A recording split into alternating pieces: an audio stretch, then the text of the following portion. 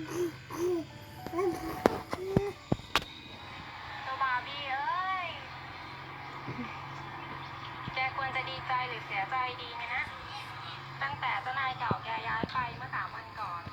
แล้วเขาทิ้งแกให้ฉันเลี้ยงฉันก็ไม่มีเงินพอที่จะซื้ออาหารที่แกให้แกกิน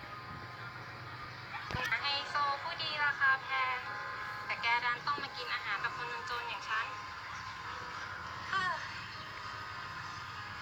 แถมฉันยังมาตกงานอีกซะนี่พรุ่งนี้ฉันต้องไปหางานทำละโทรศัพท์คนละหน่วยป้าแต่ฉันต้องพาแกไปด้วยเบิ่งด้วยน้องกันลูกน้องนั่งคนเดียวนี่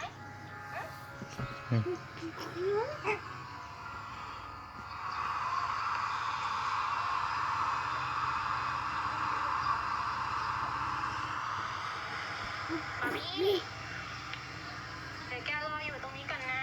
อย่าโซนล่ะ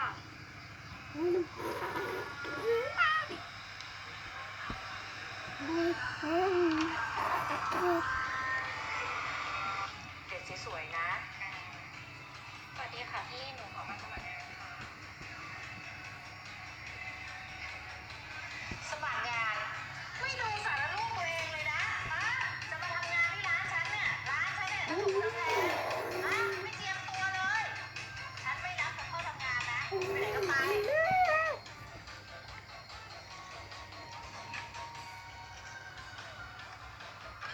่ชี้